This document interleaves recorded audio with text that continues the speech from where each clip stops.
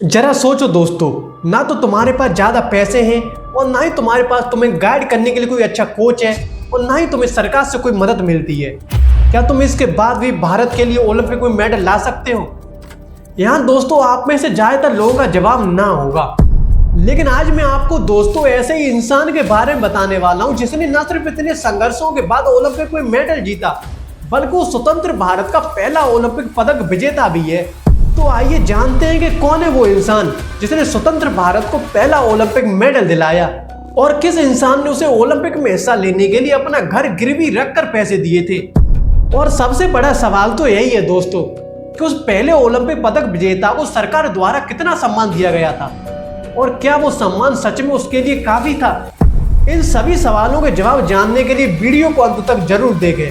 आइए वीडियो शुरू करते हैं। ये कहानी शुरू होती है दोस्तों साल 1926 में महाराष्ट्र के सतारा जिले के एक छोटे से गांव गोलेश्वर से। यहाँ जन्म लेता है एक छोटा सा लड़का जिसका नाम था खासाबाद दादा साहेब जादव, जिन्हें काफी लोग केडी जादव के नाम से भी जानते हैं। केडी जादव के पिता दादा साहेब जादव एक मशहूर पहलवान थे, जिसके चलते दोस्तों केडी बहुत छोटी उम्र से ही उनके साथ कुश्ती सीखना शुरू कर देते हैं। यहाँ दोस्तों आप लोगों को ये जानकर हैरानी होगी कि केडी जादव का कद सिर्फ 5 फुट 5 इंच का था और उनका शरीर भी काफी दुबला पतला था, लेकिन फिर भी दोस्तों वो अपनी ताकत और चपलता से बड़े बड़े पहलवानों को धूल चटा देते थे। और इसी ताकत और चपलता के कारण दोस्तों उन्हें काफी लोग पॉकेट डायनामो के नाम से भी बुलाते थे। जरा सोचो दोस्तों, उस समय ना तो जिम थे, ना आज की तरह प्रोटीन शेक और ना ही कोई गाइड करने के लिए अच्छा कोच। अगर कुछ था तो मिट्टी का अखाड़ा और बुलंद इरादे। इन सारी मुश्किलों के बाद भी दोस्तों कई और मुश्किलें भी उस समय केडी जादव की जिंदगी में थी, जिसमें दोस्तों कुछ गांव के लोग केडी जादव को ताना मारते हुए कहते थे कि इतना छोटा लड़का क्या ही पहलवान बन जाएगा। और एक समस्या यह भी थी दोस्तों कि उस समय केडी जादव के परिवार के पास इतना भी पैसा नहीं था कि वो उन्हें कुश्ती में महारत हासिल करने के लिए किसी अच्छी जगह भेज सके। लेकिन दोस्तों केडी जादव ने इन सभी मुश्किलों का जवाब अपनी मेहनत और जुनून से दिया। मैं आपको ये वीडियो में आगे बताऊंगा कि कैसे एक इंसान ने उन्हें ओलंपिक में जाने के लिए अपना घर गिरवी रखकर पैसे दिए थे। लेकिन इससे पहले आप लोगों को ये बताना जरूरी है कि कैसे केडी जादव ने अपने आसपास के लोगों के दिलों में अपने लिए जगह बनाई और उन्हें विश्वास दिलाया कि वो कुश्ती के क्षेत्र में भारत के लिए कोई बड़ी उपलब्धि हासिल करेंगे। और इस नए सफर की शुरुआत दोस्तों साल 1948 में कोल्हापुर के राजा राम कॉलेज से हुई, जहां एक एनुअल स्पोर्ट्स मीट में केडी जादव स्पोर्ट टीचर के पास गए और बोले मुझे कुश्ती में पार्टिसिपेट करना है। लेकिन दोस्तों टीचर ने उन्हें कम हाइट के कारण कुश्ती वाले ग्रुप में लेने से इनकार कर दिया। लेकिन दोस्तों केडी जादव ने भी हार नहीं मानी। उन्होंने स्पोर्ट टीचर से काफी देर तक जिद की, जिसके बाद टीचर ने स्कूल के प्रिंसिपल आर खड़कर से बात की और फिर प्रिंसिपल भी केडी जादव की हिम्मत और जुनून देखकर उन्हें मना नहीं कर सके और उन्होंने केडी को कुश्ती के क्षेत्र में पहचान बनाने के लिए पहला मौका दे दिया। केडी ने भी दोस्तों इस मौके को हाथ से जाने नहीं दिया। उन्होंने पहले तो स्टेट और फिर बाद में नेशनल लेवल तक के बड़े बड़े पहलवानों को हराया, जिसमें उन्होंने खासकर नेशनल चैंपियन निरंजन दास को लखनऊ ट्रायल्स में कुछ ही मिनटों में हरा दिया। ये सब कुछ देखकर दोस्तों कोल्हापुर के महाराजा केडी से बहुत इंप्रेस हुए और उन्होंने केडी से इंप्रेस होकर उन्हें साल 1948 के लंदन ओलंपिक के लिए सारी फंडिंग दे दी। ये वो पल था दोस्तों जब केडी जादव ने सबको बता दिया कि मैं छोटा हूँ लेकिन मेरा जुनून बहुत बड़ा है। इसके बाद उन्हें साल 1948 में लंदन ओलंपिक खेलने का मौका मिला। केडी इंडिया में मिट्टी के अखाड़े में खेला करते थे। उनके लिए ओलंपिक में मैट पर खेलना बिल्कुल नया अनुभव था, जिस वजह से दोस्तों केडी को उस टूर्नामेंट में मैट पर खेलने में काफी दिक्कत हुई, जिस वजह से दोस्तों वो इस ओलंपिक में भारत के लिए कोई भी मेडल नहीं जीत सके। लेकिन फिर भी दोस्तों केडी ने लगभग 52 किलोग्राम कैटेगरी में छठा स्थान हासिल किया, जो स्वतंत्र भारत का पहला हाई रैंकिंग अंतरराष्ट्रीय परफॉर्मेंस था। इसी वजह से दोस्तों केडी जादव इसके बाद भी रुके नहीं। वो अपनी गलतियों से सीखकर और अपनी निराशा को मोटिवेशन में बदलकर वो साल 1952 के हेलेंस के ओलंपिक के लिए अपनी ट्रेनिंग करना शुरू कर देते हैं। उनके बचपन के दोस्त गणपति एक इंटरव्यू में बताते हैं कि वो दिन में 4-4 घंटे ट्रेनिंग किया करते थे। वो एक बार में 250-300 पुशअप्स 1000 सिटअप्स आसानी से लगा दिया करते थे। जरा सोचो केडी इस बार कितनी डेडिकेशन के साथ ओलंपिक मेडल जीतने की तैयारी कर रहे थे, लेकिन उन्हें इस बात का बिल्कुल भी अंदाजा नहीं था कि उनके साथ आगे क्या क्या होने वाला है। क्योंकि जब इतने सालों की कड़ी मेहनत के बाद साल 1952 का हेलेंस की ओलंपिक आया तो इस टूर्नामेंट के लिए केडी को सिलेक्ट ही नहीं किया गया। जिसके बाद दोस्तों केडी ने नेशनल चैंपियन निरंजन दास को फिर से लखनऊ में 2 बार हराया, लेकिन इसके बाद भी उन्हें सिलेक्शन नहीं मिला। जरा सोचो उस समय केडी जाधव पर क्या बीती होगी, जब आप अपने किसी सपने को पूरा करने के लिए बिना रुके 3-4 साल कड़ी मेहनत करते हो और फिर बाद में वही सपना तुम्हें तुम्हारी आंखों के सामने टूटता हुआ दिखाई दे, तो बड़ी तकलीफ होती है। लेकिन इन सारी मुश्किलों के बाद भी केडी ने हार नहीं मानी और फिर उन्होंने पटियाला के महाराजा को एक खत लिखकर उनसे मदद मांगी। जिसके बाद दोस्तों पटियाला के महाराजा ने केडी जाधव और निरंजन दास के बीच तीसरा मुकाबला करवाया, जिसमें फिर से केडी ने निरंजन दास को हरा दिया। जिसके बाद केडी के कलकत्ता में भी काफी ट्रायल्स हुए, जिसमें केडी अनबीटन रहे, जिसके चलते दोस्तों केडी जाधव का ओलंपिक के लिए टिकट कंफर्म हुआ। लेकिन सिलेक्शन कंफर्म होने के बाद भी ऐसा नहीं है दोस्तों कि केडी ओलंपिक खेलने के लिए हेलेंसिकी आसानी से पहुंच जाएंगे। अभी भी उनके सामने पैसों की समस्या थी।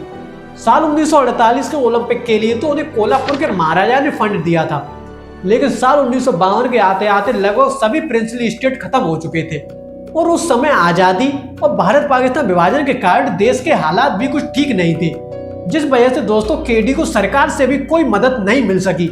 जिसके बाद केडी ने अपने गांव के लोगों से मदद मांगी और गांव के सभी लोगों ने भी केडी की थोड़ी थोड़ी मदद की। लेकिन दोस्तों केडी जाधव के राजा राम कॉलेज के प्रिंसिपल आर खेडेकर ने केडी जाधव को अपना घर गिरवी रखकर पैसे दिए थे। ये बात सुनने में दोस्तों थोड़ी अजीब सी लगती है, क्योंकि आप लोग ही सोचिए कि अगर आपकी जान पहचान वाला कोई आपसे पैसे मांगता है और आपके पास पैसे नहीं है, तो क्या आप लोग उसे अपना घर गिरवी रखकर पैसे दोगे? लेकिन आप लोग ऐसा कुछ कंडीशंस में जरूर कर सकते हो, या तो आपके मन में कोई बहुत बड़ा लालच हो, या आपके मन में उस इंसान के प्रति सच में दया की भावना हो जिसके लिए आप ये कदम उठा रहे हो। और अगर सच में प्रिंसिपल आर खेडेकर ने केडी को अपना घर गिरवी रखकर पैसे दिए थे तो ये अपने आप में एक बहुत बड़ी बात है। चलिए अब अपनी कहानी पर वापस लौटते हैं। दोस्तों केडी ने भी इन तमाम लोगों के बलिदानों को बेकार नहीं जाने दिया।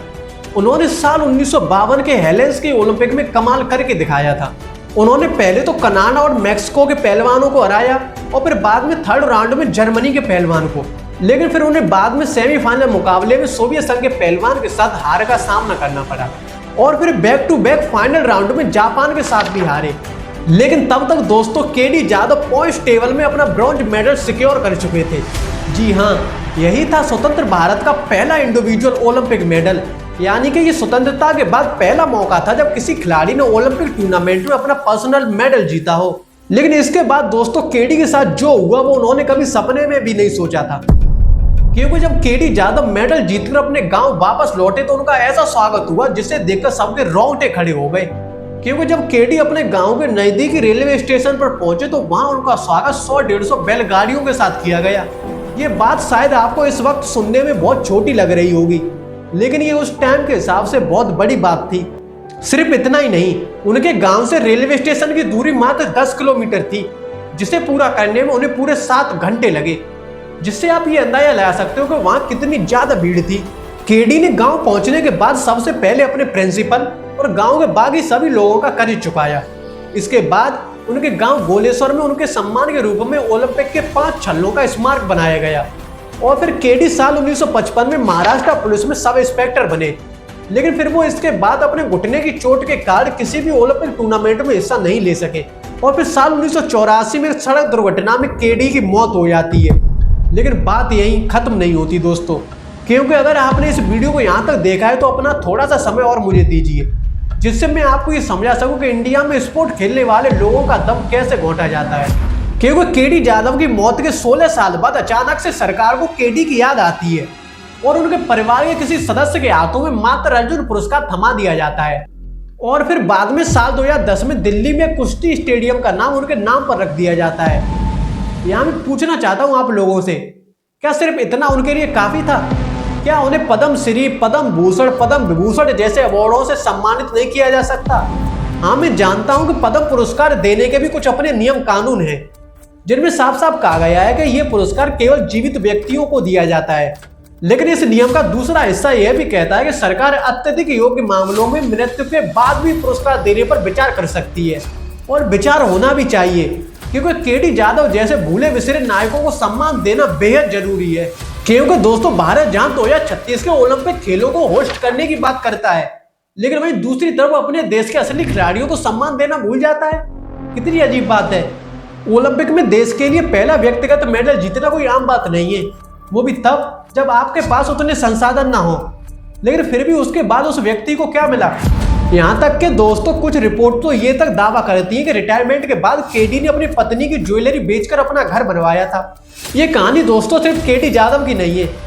इंडिया में ना जाने ऐसे कितने केडी जाधव हैं जो स्टेट और नेशनल लेवल पर चैंपियन होने के बाद भी मजदूरी करके अपना जीवन बिता रहे हैं। मैं जानना चाहता हूँ कि क्या फायदा खेलो इंडिया जैसे तमाम मिशनों को चलाने का, जब आप किसी प्लेयर को नेशनल चैंपियन होने के बाद भी एक अच्छी लाइफ स्टाइल देने का वादा नहीं कर सकते। जरा आप लोग ही बताइए कि आप लोग ऐसे स्पोर्ट में जाना पसंद करोगे जहां नेशनल चैंपियन होने के बाद भी सरकार आपको एक बेहतर जिंदगी देने की गारंटी नहीं दे सकती। मैं यहाँ पर दोस्तों सिर्फ इतना चाहता हूँ कि अगर इंडिया में क्रिकेट के अलावा और खेलों को भी ऊंचा उठाना है तो केडी जाधव जैसे खिलाड़ियों को सम्मान देना बेहद जरूरी है, जिससे वो देश की युवा पीढ़ी के लिए इंस्पिरेशन बन सके। अगर केडी जाधव जैसे खिलाड़ियों को भी सम्मान नहीं दिया गया जिन्होंने महाराष्ट्र के छोटे से गांव में मिट्टी के अखाड़े से अपना करियर शुरू किया था और फिर बाद में बिना किसी सरकार की मदद के तमाम मुश्किलों का सामना करते हुए देश को ओलंपिक में पहला इंडिविजुअल मेडल दिलाया, अगर देश में ऐसे खिलाड़ियों को भी सम्मान नहीं दिया गया तो ये भारत में सभी खेल प्रेमियों की हत्या है और सरकार के ऊपर एक कलंक। अगर आप लोग चाहते हैं कि मैं आगे भी ऐसे लोगों की आवाज़ उठाता रहूं तो इसके लिए आप लोगों का मुझे सपोर्ट करना बेहद ज़रूरी है, जिसके लिए वीडियो को लाइक करके चैनल को सब्सक्राइब जरूर कर लें और केडी जाधव को उनका खोया हुआ सम्मान दिलाने के लिए वीडियो को ज़्यादा से ज़्यादा शेयर करें। और अगर शेयर नहीं कर सकते तो कमेंट बॉक्स में स्क्रॉल करके वीडियो को हाइप जरूर करें, जिससे ये वीडियो ज़्यादा से ज़्यादा लोगों के पास पहुंच सके। धन्यवाद।